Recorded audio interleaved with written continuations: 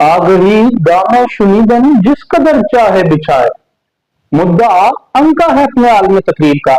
और हम आए रोज ऐवाने जेरी और ऐवाने बाला में तकरीर सुनते हैं और तमाम पॉलिटिशियन पॉलिटिकल स्टेक होल्डर ये कहते नजर आते हैं कि हमने according to constitution of Pakistan फला आर्टिकल ये किया, आईने पाकिस्तान के फला आर्टिकल के तहत हमने ये किया। और जिस तरह पंजाब असेंबली में हमने देखा कि 26 पाकिस्तान तहरीक इंसाफ के मेंबरान की स्पीकर पंजाब असेंबली मलिक अहमद खान साहब ने रुकनियत मुअत्तली की, उसमें भी उन्होंने बताया कि ये मैंने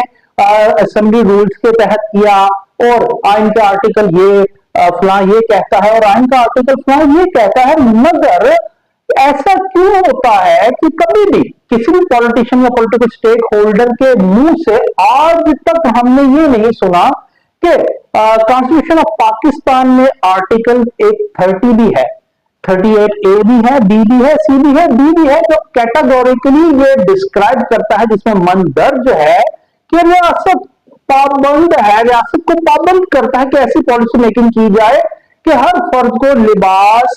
रहने के लिए घर, एजुकेशन और सेहत आमा की सहूलियात और दीगर सहूलियात को इंश्योर किया जाए। ऐसी पॉलिसी मेकिंग की जाए कि अवाम आमा को ये फैसिलिटीज मुहैया हो। कि हम कैसी बात है कि ये तमाम पॉलिटिशियन हैं जो जब से पाकिस्तान बना है अपने प्रिविलेजेस एंड पर्क्स के वास्ते और अपने बेनिफिट्स के वास्ते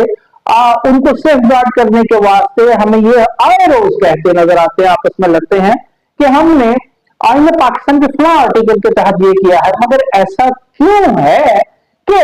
किसी भी पॉलिटिशियन ने आज तक ये नहीं कहा कि कॉन्स्टिट्यूशन ऑफ पाकिस्तान का आर्टिकल 38 है जो वो ये कहता है कि अवाम आमा के वास्ते रियासत को पाबंद करता है कि ऐसी पॉलिसी शादी की जाए कि पहनने के कपड़े, रहने का घर, एजुकेशन, सेहत आमा की सहूलियात फराहम हों। मगर हम ऐसा नहीं सुनते और हम ऐसे चौगद हैं कि हम ये सवाल भी नहीं करते, बल्कि उल्टा हम ये कहते हैं कि हमें तो पता ही नहीं कि कॉन्स्टिट्यूशन ऑफ पाकिस्तान में क्या है। अगर आपको ये पता ही नहीं कि आईने पाकिस्तान में आपकी राइट्स क्या है तो फिर आपको राइट्स देगा कौन?